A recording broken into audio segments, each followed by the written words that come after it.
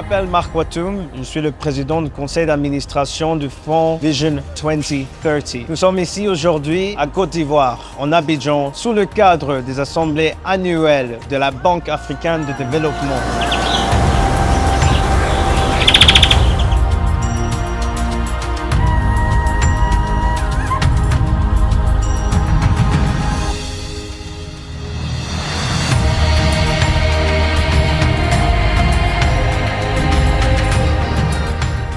Et c'est la deuxième fois que nous avons eu l'opportunité d'organiser un événement parallèle. Normalement, on aime mettre la lumière sur nos entrepreneurs et cette fois-ci, c'est non différent. Heureusement, nous avons eu la chance de collaborer avec des structures gouvernementales. Et ensemble, on a discuté sur des thématiques essentielles selon nos entrepreneurs africains. On se demande la question, pourquoi est-ce qu'on n'arrive pas à financer nos PME et nos startups? Et c'est vrai, parce que si on regarde les chiffres, les statistiques, il y a la preuve que seulement 0,4% d'investissement arrive à nos startups africains. Alors on se demande, pourquoi est-ce que c'est comme ça? Est-ce que ça doit forcément rester comme ça dans l'avenir? Et qu'est-ce que nous pouvons faire ensemble pour résoudre ce problème? Donc, on a constaté que pour résoudre ce problème, il est nécessaire et essentiel d'entrer dans les démarches de renforcement et aussi entrer dans les démarches de financement de la recherche, de la capacité de nos peuples africains. Nous sommes obligés de travailler ensemble avec nos partenaires institutionnels, avec nos bailleurs de fonds, avec nos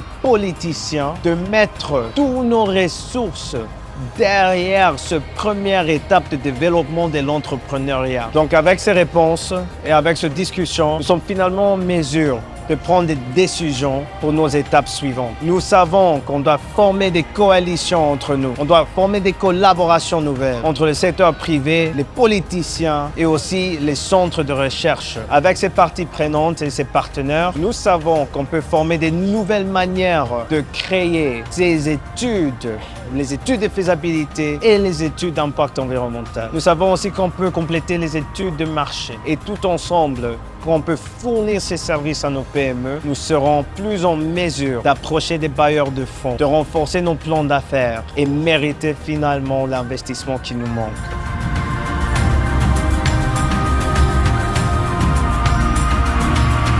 Je voulais remercier le gouvernement de la République démocratique du Congo pour votre appui essentiel sur cet événement parallèle. L'ambassadeur de la RDC en Côte d'Ivoire a été représenté par son conseiller ministre qui nous a donné des très bonnes interventions aujourd'hui. Monsieur Clément, on vous remercie. Je voulais aussi remercier son Excellence, Madame Dagmawit Moges Bekele, l'ancien ministre de Transport et Logistique de l'Éthiopie, est maintenant la directrice de l'Union africaine et leur fonds de paix. Je vous remercie pour vos contributions immenses. Je veux aussi remercier M. Jerry Osagi de la banque Afrexim. Votre expertise, vous avez parlé des points clés et des nuances que normalement on doit reconnaître. Comment les entrepreneurs peuvent bien gérer leur démarche de lever des fonds. Madame Hannah Ryder, en tant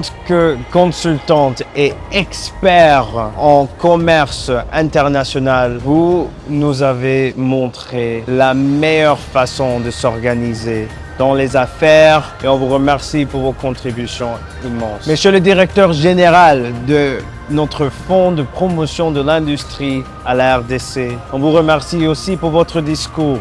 C'était très bien d'entendre et on est très fiers d'apprendre que le projet Vijana est finalement prêt et déroulé. Nos garanties fournies par l'État peuvent finalement mériter un financement par l'État. Et cette impulsion directe va donner un autre souffle de vie à nos PME et on vous remercie.